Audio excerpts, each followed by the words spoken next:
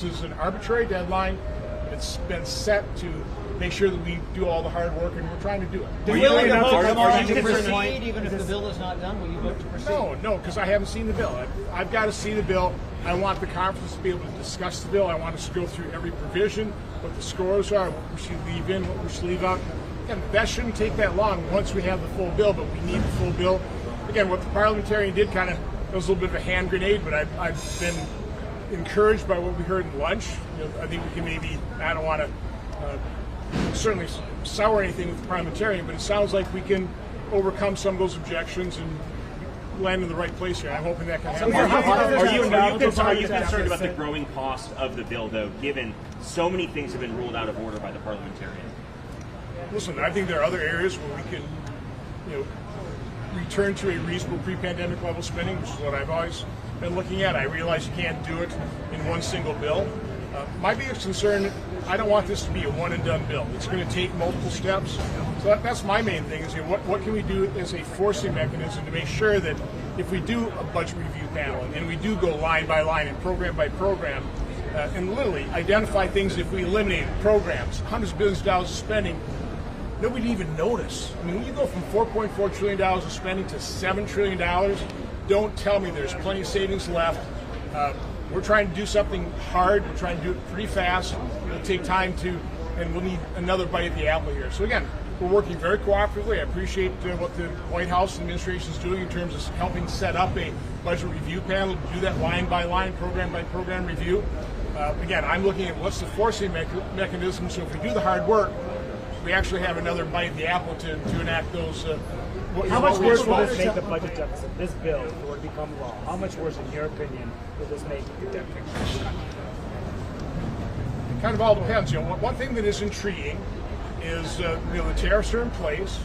They haven't sparked inflation. I was with Secretary Bethesda in his office a couple days ago, and maybe something we should contemplate, because right now those are somewhat uncertain, held up in court.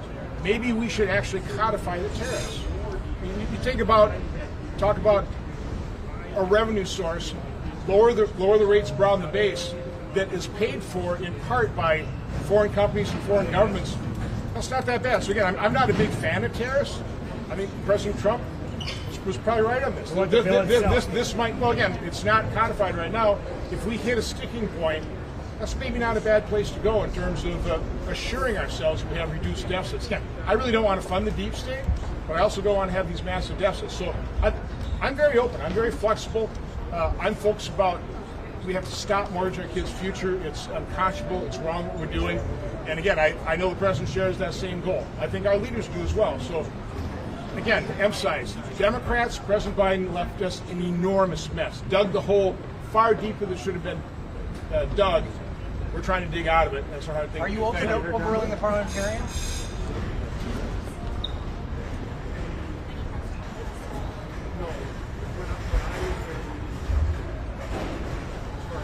Hey, it's trying to sure.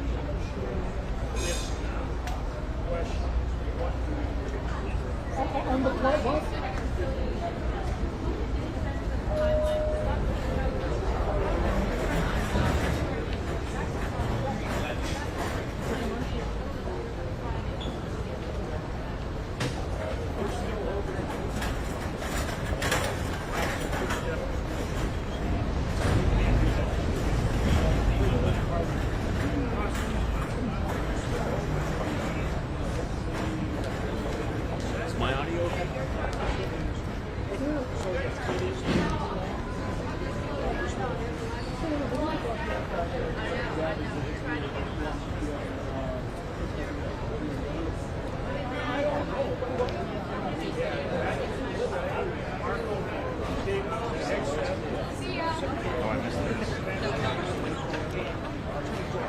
That's a great thing.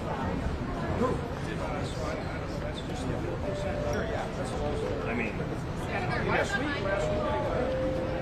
was just saying we need some more NBC. Right here. Sorry. How you doing? Yeah. No, I mean, you're welcome.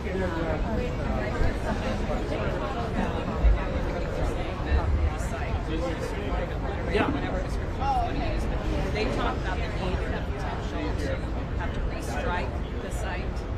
So my impression coming out is similar to my impression going in. And you can look at the CIA report, which Director Radcliffe talked about. And it's their report, and they stand behind it. It's been released publicly that they're saying a year, 2 years in terms of the damage inflicted and the time it would take to recover. The other point that was made, and I think this is a very important point, we just demonstrated that we can take out their sites between what Israel did in the United States, our strike, we can take out the setup that they have now. Would you really recreate the exact same thing? You have to think about it pretty long and hard. Furthermore, there are scientists, there are generals, that's been set back. They don't have that leadership or the scientific knowledge. All those things make it very hard to recreate what they have had, and would you do that going forward when you know you can take it out again? That leads us to exactly what you're bringing up. That's why, for the first time, it really appears that maybe you could actually have a negotiation with Iran. They've never lived up to their word. So any negotiation with Iran, you've got to have, it's got to be verifiable. How do you do that? Well, they're pretty much defenseless right now. So if they were ever going to have a legitimate negotiation, one that we could hold them accountable to, that's the opportunity now. And that's really the focus going forward. And so we'll see. When it comes to Iran, we'll see. But it's got to be verifiable. Senator, one quick question on reconciliation, if I may. Yeah. What do you say to those colleagues of yours who want to overrule or fire the parliamentarian in light of the recent news? Look, we're working through the parliamentary process.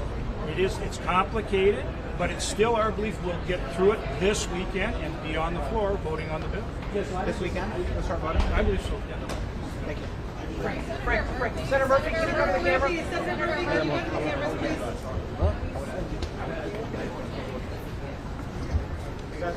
Listen, I appreciate the briefing. This briefing should have happened immediately after these strikes. There's a real question as to why the Director of National Intelligence is not allowed to be in these briefings. That's a question that we should get answered. Listen, to me it still appears that we have only set back the Iranian nuclear program by a handful of months. There's no doubt there was damage done to the program. But the allegations that we have obliterated their program just don't seem to stand up to reason. So obviously I can't share any of the details from this briefing, but I just do not think the president was telling the truth when he said this program was obliterated. There was certainly damage done to the program, but there is significant. There's still significant remaining capability for the Iranians. Well, the DIA analysis is preliminary, and again, I can only speak to what's been reported openly. But if the Iranians still retain significant enriched material and centrifuge capability, then you can only be setting back the program months, not years. Does the administration have an analysis or an opinion of whether Iran is going to be more motivated or less motivated after this? I'm not going to talk about anything from the briefing. I mean, I walk away from that briefing still under the belief that we have not obliterated the program. The president was deliberately misleading the public when he said the program was obliterated. It is certain that there is still significant capability and significant equipment that remain. Knowing the potential for further strikes, would you have authorized it? Knowing what you know now, if the president had come to Congress to get approval to authorize this mission, would he have had your vote? No. ultimately the only way to truly constrain Iran's nuclear program is diplomacy. You cannot bomb knowledge out of existence. No matter how many scientists you kill, there are still people in Iran who know how to work centrifuges. And if they still have enriched uranium, and they still have the ability to use centrifuges, then you're not setting back the program by years. You're setting back the program by months. The only path forward is diplomacy. And I just have not heard a realistic path from this administration about diplomacy. Of course, all of us would love a diplomatic agreement in which Iran promises to hold no enriched material. But that has not been a reasonable predicate for negotiations in the past, and it is not likely to be a reasonable predicate for negotiations in the future. Ask me that question. You think that it was obliterated? Was this ability? Senator just said Yeah, it was set yeah. back months. He just said it was set back months, not years. No, I think years. So Operation Midnight Hammer was brilliant, it was bold, it was necessary, and it was effective. They blew these places up in a major league way. Major league setback, years, not months. If you don't, and he just said he wouldn't have done it. You know, I like Senator Murphy, but that's absurd. You got a chance to set back the nuclear ambitions of a religious Nazi by years, and you don't take it. That's how World War II started. World War III starts. Learn from World War II. You appease religious Nazis, you're going to get more religious Nazi behavior. So I think it's absurd that any member of Senate would say, and you got a right to say it, that this wasn't necessary. You're not going to get religious Nazis to give up their nuclear ambitions by talking to them. You have to weaken them. You have to put them on their knees. And will you ever get there through negotiations? I don't know, but I'm willing to try. Obliterated is a good word for me to use. I can tell people in South Carolina, nobody is going to work at these 3 sites anytime soon. They're not going to get into them anytime soon. Their operational capability was obliterated. There's nobody working there tonight. It was highly effective. There's no reason to hit those sites anytime soon. None. In the coming years, you said it's set back years. Does that mean in the coming years there will need to be more U.S. military action? As long as Iran desires to kill all the Jews and us, you got to put that on the table. So the question for all of us is, that happened, what's next? Negotiations. I don't mind negotiating with the Iranians, but I want to start with a simple proposition. Before I sit down with you to negotiate, will you acknowledge Israel has a right to exist as a Jewish state? You don't have to agree with them, you don't have to like them, you can hate their policies, but will you abandon your stated goal of destroying the Jewish state? If they say no, you shouldn't sit at the table. So here's the question for the world right now. What's next? Negotiations. If they want to change their policy of trying to destroy Israel and come after us and purify Islam, what have you accomplished in the long run? You set them back, but I'm looking to change their behavior. Not invade Iran, not to send American troops on the ground, but to insist that the Ayatollah and his henchmen from this day forward reject the idea that they will destroy Israel no matter what the negotiations hold. Why would you ask the Jewish state, 80 years after the Holocaust, the 80th anniversary was the end of the Nazi regime in May, to sit down with a bunch of people who want to kill you no matter what you do? So I talked to Rubio, I talked to the administration. Try diplomacy, but if you don't get a commitment up front that Iran from this day forward abandons its stated desire to wipe out Israel, if they're not willing to recognize the Jewish state, you're wasting your time. Are you concerned about this Senator report? Murphy was also just critical of the fact that the Director of National Intelligence, Tulsi Gabbard, was not part of this briefing. Does that impact Not at the all. understanding that everybody listen, has? You know, I tried. Senator Murphy opposed pre-invasion sanctions to Russia. I've never seen any action by this man that would stop a bad guy from doing anything. I begged him to get on a sanctions bill to tell Putin what happens if you invade. That was too provocative. So it doesn't matter what Senator Murphy thinks about me or I think about him. Here's where we're at. The program was obliterated at those 3 sites, but they still have ambitions. I don't know where the 900 pounds of highly enriched uranium exists, but it wasn't part of the target set. Are you concerned that in light of the that several years, when the administration is saying it's obliterated, it suggests that they're not able to build a weapon. But you're saying in several years, perhaps they'll be able to. Isn't there a That's what I'm discrepancy? saying. They're obliterated today, but you can reconstitute. Isn't the real question, have we obliterated their desire to have a nuclear weapon? As long as they desire one, as long as they want to kill all the Jews, you still have a problem on your hands. I don't want people to think that the site wasn't severely damaged or obliterated. It was. But having said that, I don't want people to think the problem is over, because it's not.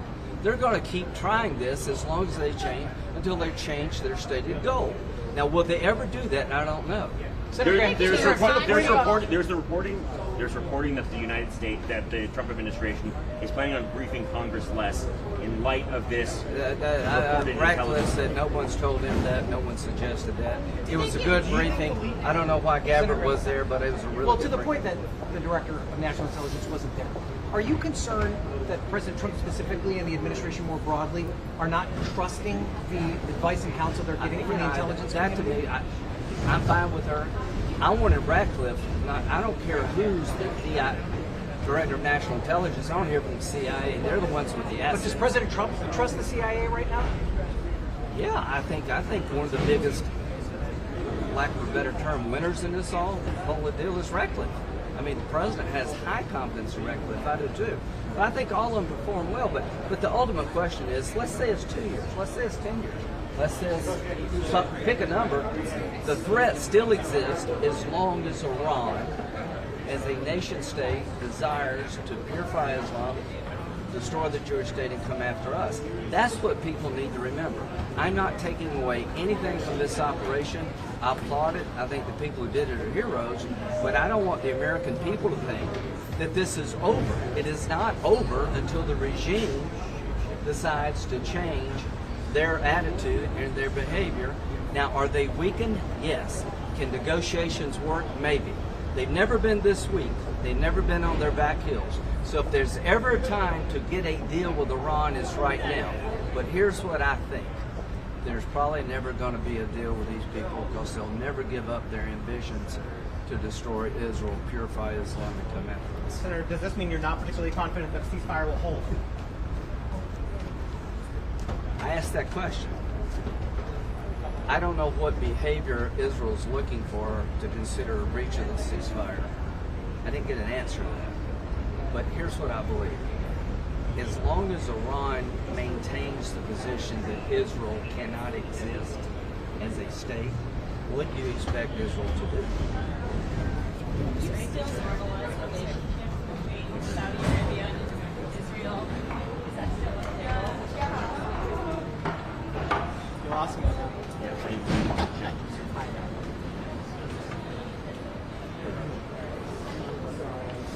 Walking fast, I was stepping back. It's totally fine. You guys are sliding here a little bit more.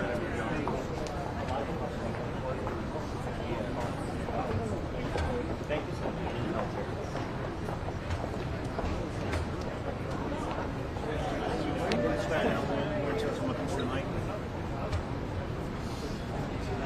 Hey, Robert, do you buy on Shimmer?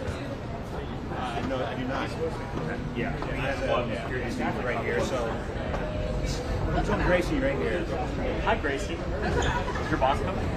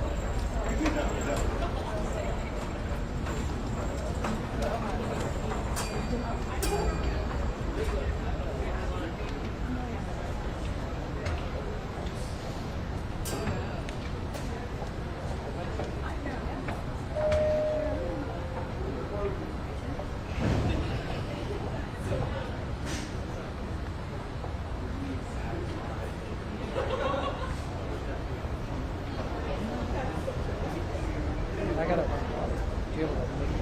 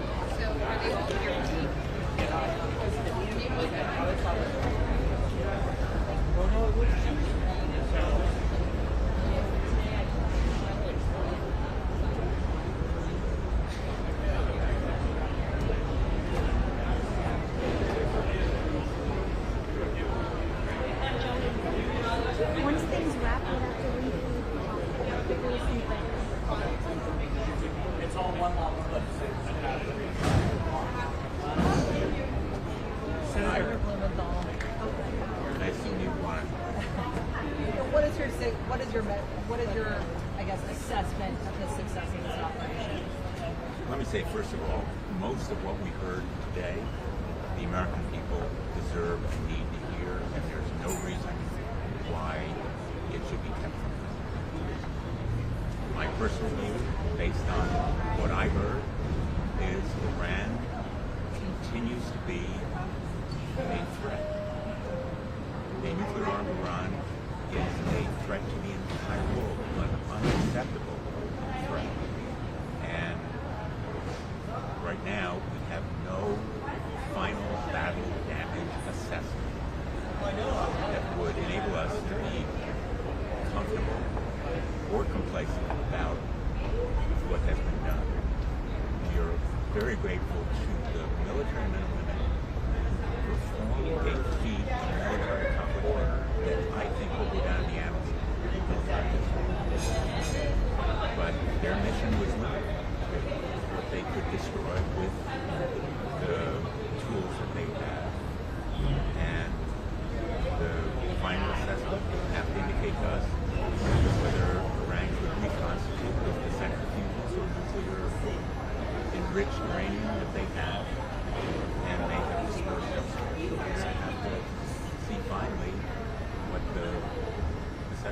Senators have come out and some of them have said the program was set back months, some of them have said the program was set back years. Is that too premature for anyone to be talking about?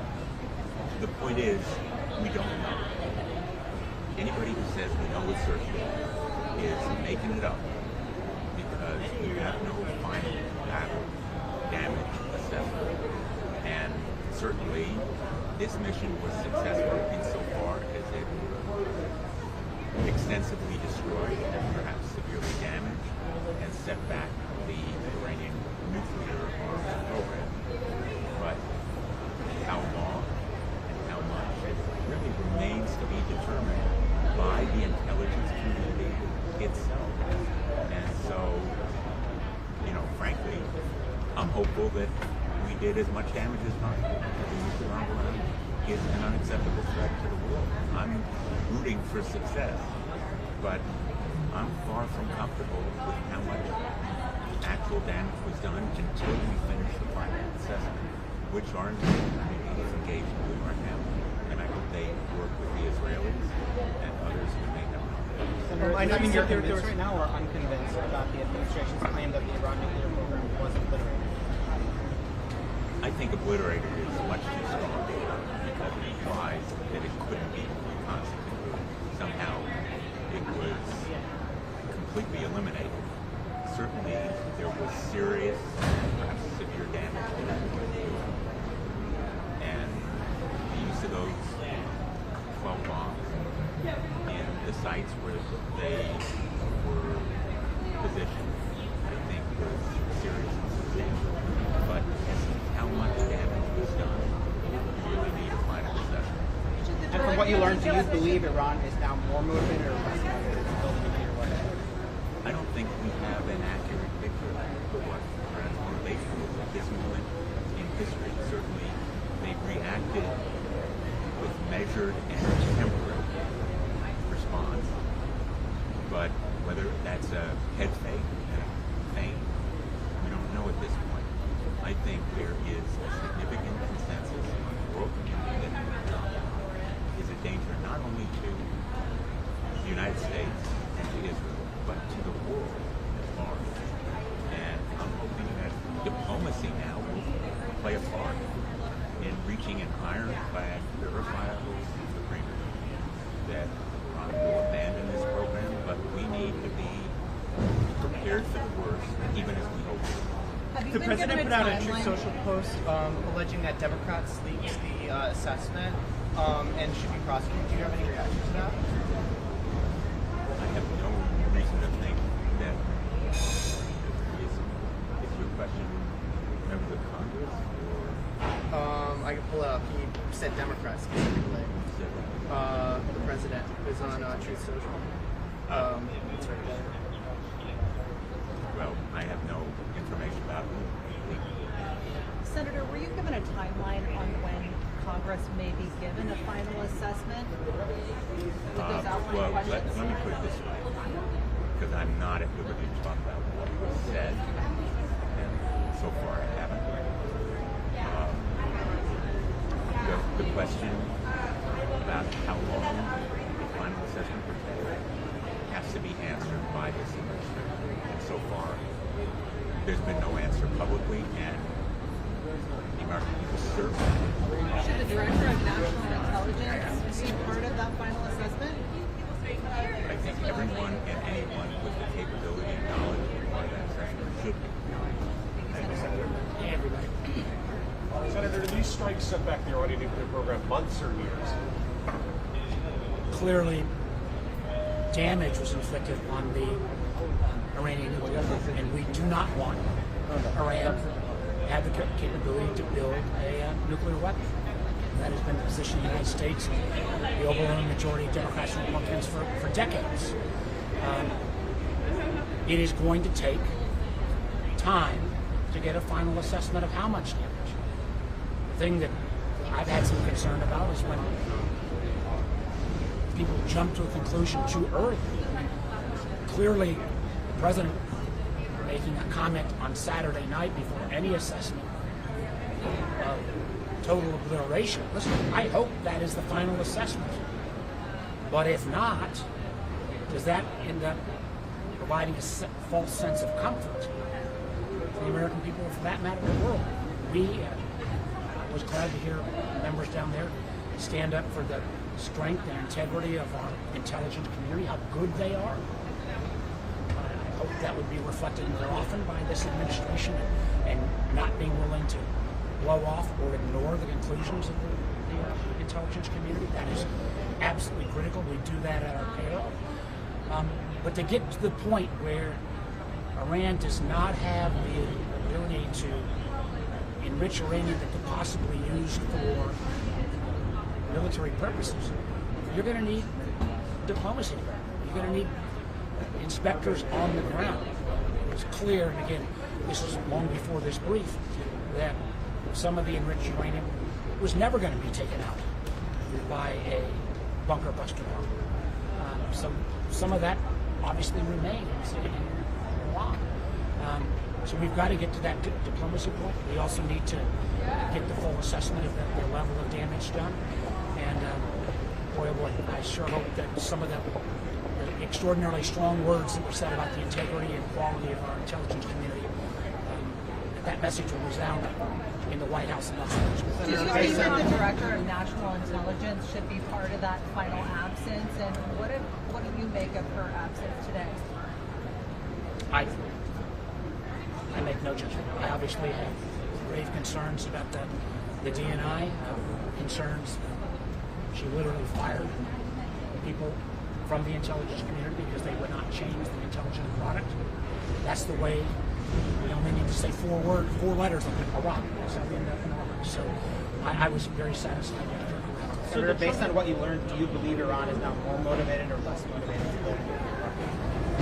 There are, obviously, if we don't have all of the enriched uranium eliminated, some of those capabilities exist. How quick on a rush, particularly for a bomb that wouldn't necessarily be deployed through a missile, is some questions I've had. And do you agree with Senator Graham that further military strikes need to be on the table in the coming months or years? What I think we ought to see is what happens next. And my hope, and again, I'm glad to hear people talk about this, the only way we get certainty is with inspectors on the ground, making sure not only about the enriched uranium, but the fact of what this regime, it's a bad regime, might be trying to do in secret. That will only come through diplomacy, and the fact that it appears that the United States and Iran are going to enter into those negotiations next week. That's a good thing. Senator Warner, can you share by Congress from your bill, and they're not ruling out prosecuting members of that? Do you think that's appropriate to be saying right now? I have been extraordinarily consistent. Leaks of any kind should be prosecuted. I simply wish that the administration would adhere to that same level of secrecy about classified information that shouldn't be shared on non-classified channels like Signal, and the fact that we still don't know whether the participants on some of those calls have ever even had their phones scrubbed for malware. That is malpractice. Were you aware of the DIA assessment before CNN reported on it?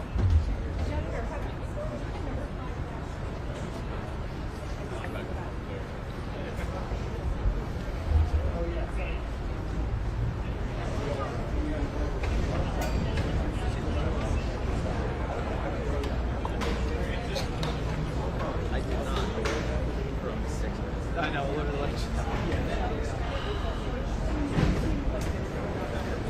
Like, I was gonna fall, but then I turned around and I was like, shit.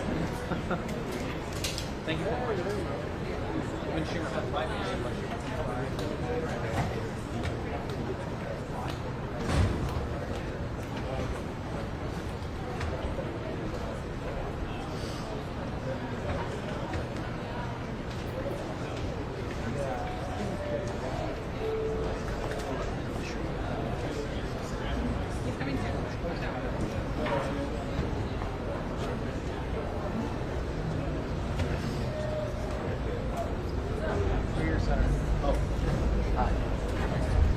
Thank you, everybody.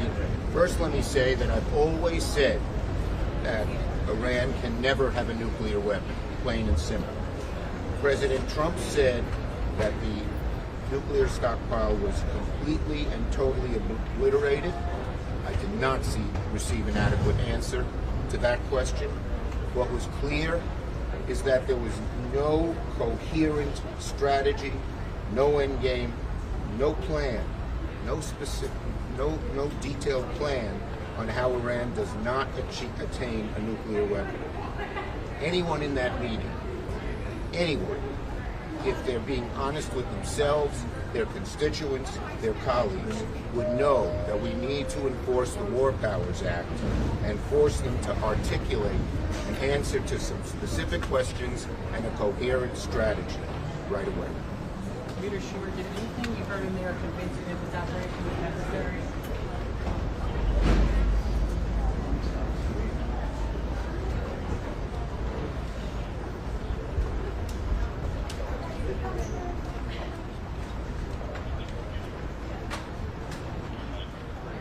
Guys, can we flatten back out? Can we flatten back out?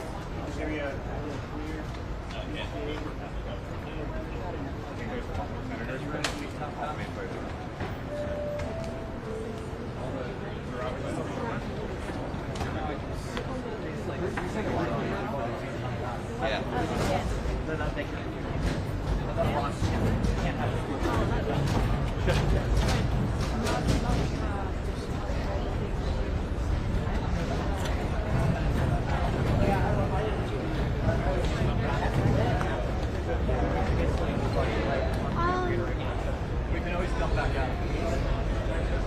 Yeah, or maybe wait for a couple days. Yeah, because they're like.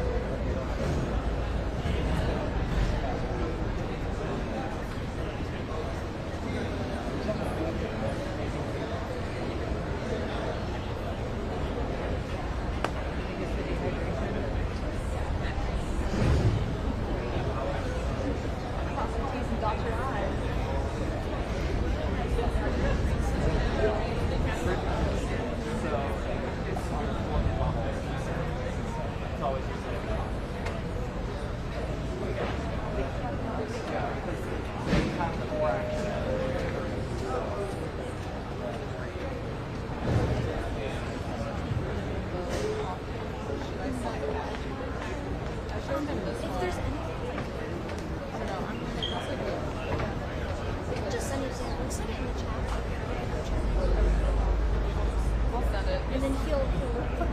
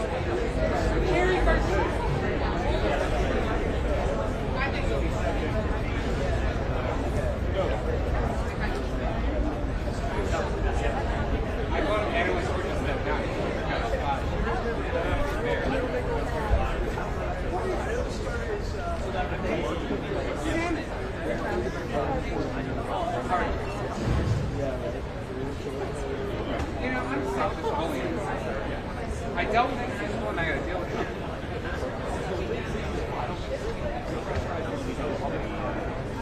Leave you down here, it's gonna be all night.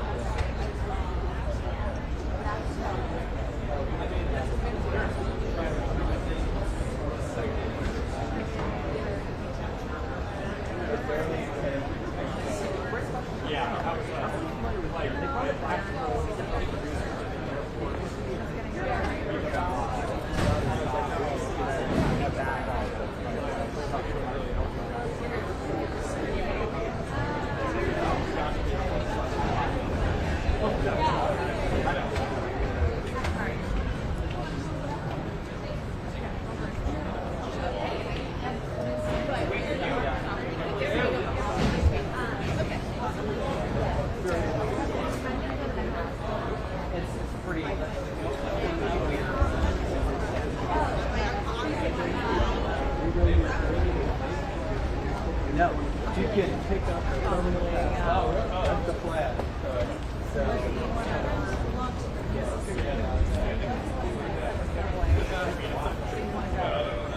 Oh, okay. But that would be like a US capital. Bob will call me back, but yeah, probably in 5 minutes. They said that the room is now empty, kind of got the room empty, and we have to break down in yeah, so I'm gonna wait for Bob to call me back. And then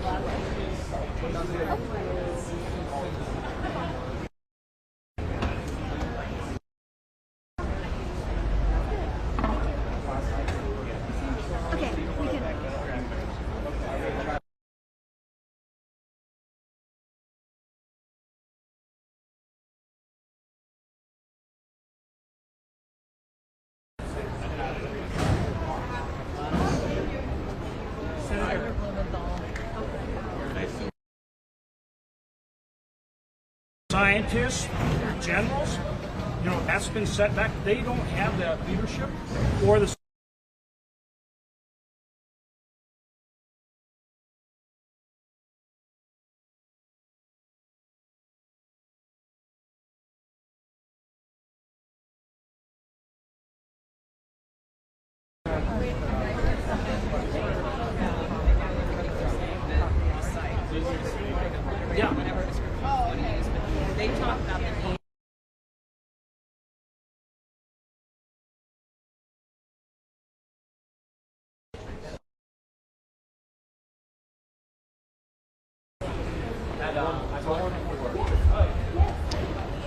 Hello. First, I want to commend President Trump and his national security team and our brave and skilled pilots and their crews for a brilliantly executed mission on Saturday night. Second, I want to condemn the selective and unlawful leaking of a report from the Defense Intelligence Agency, which explicitly said was preliminary, was done with low confidence, was done with numerous intelligence gaps that could lead to a broad range of conclusions. And I also want to address what I think are the effects of not only the United States' military efforts against Iran, but also the Israeli Defense Forces. You have seen several experts in the last couple of days who I think it's fair to say are not Donald Trump partisans. Use words like effectively destroyed, catastrophic damage, set back for years. That includes Rafael Grossi, the director of the UN's International Atomic Energy Agency. David Albright, a renowned and respected former weapons inspector in this field. Norm Rule, who was the National Intelligence Manager on Iran during the Obama administration. All again use phrases like effectively destroyed, catastrophic damage, set back for years.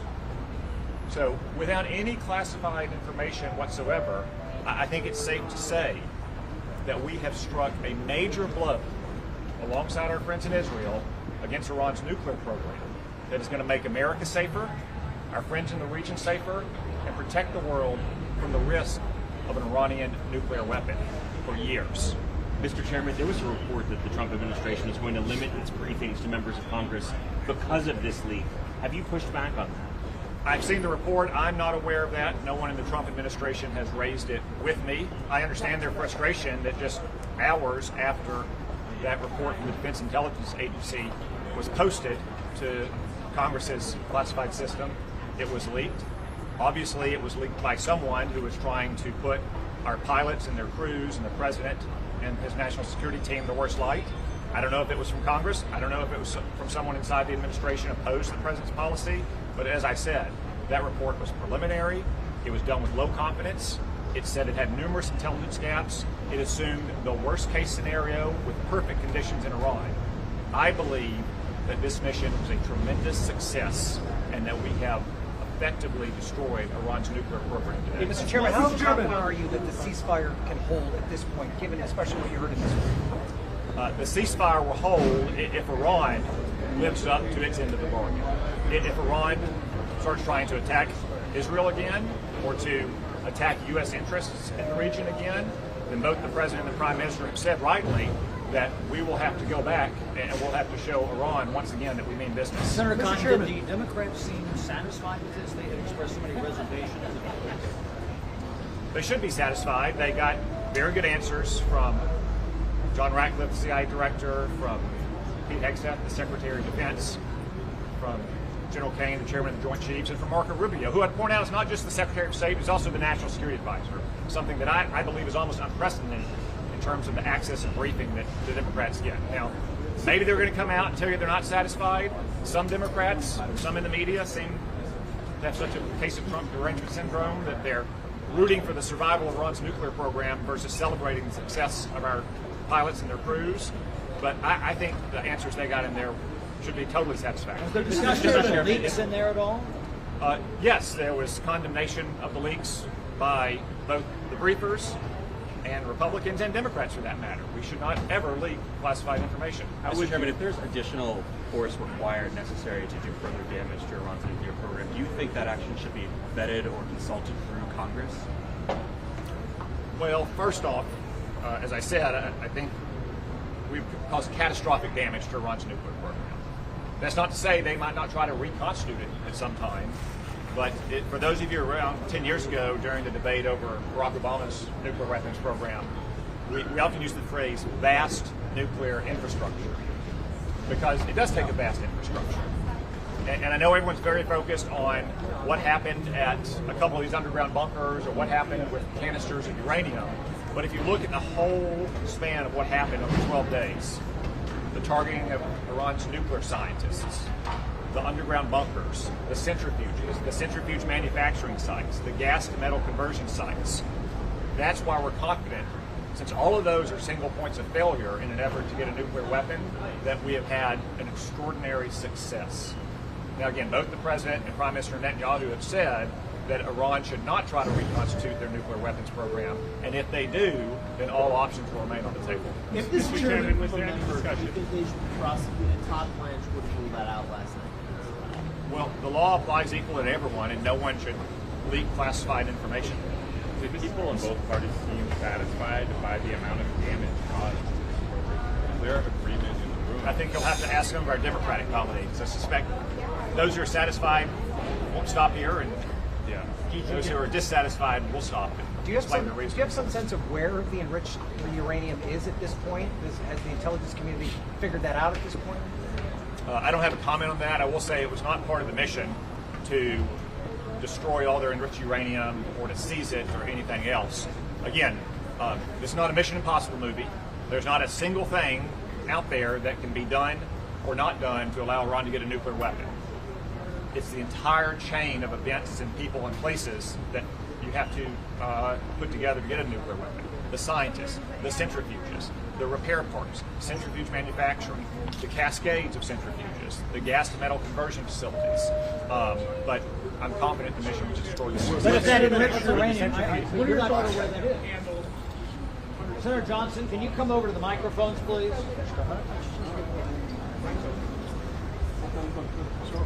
I'd only like to say that it is so nice, it's so comforting to have a competent national security team in place. We heard an excellent briefing down there. I'm not going to give you any details, but I, for one, am comforted by having a president who was decisive, who took action to protect America, to protect our ally Israel, and at least for a while take away the threat of a nuclear Iran. So again, it's nice to have a competent team in place. Thank you. Senator, on the bill. On the bill. Where you obviously you're one of the people who raised the most concerns about. The leadership says this needs to pass by this weekend. Get it on the president's desk by July 4th. Is that the right thing to do? Given the public has not seen this bill, this is still being negotiated behind closed doors. Well, first of all, I haven't seen it. Again, there's nothing wrong with leadership setting deadlines to concentrate our efforts, and we're starting to work hard, so we'll stick around and we'll work hard. I'm going to head over to the White House right now. Our discussions are cordial. We all want to accomplish the same goal. I understand the enormous messes the Biden administration left us. An open border, wars raging, 4 years of an average deficit of $1.9 trillion. These things are not easy to deal with, so it's very difficult to clean up after the Democrats' messes. It's a hard thing to do. We're working proactively to do it. If it takes a few more days, a few more weeks, that's not a problem. This is an arbitrary deadline. It's been set to make sure that we do all the hard work, and we're trying to do it. Will you vote to proceed even if the bill is not done? Will you vote to proceed? No, because I haven't seen the bill. I've got to see the bill. I want the conference to be able to discuss the bill. I want us to go through every provision, what the scores are, what we should leave in, what we should leave out. And that shouldn't take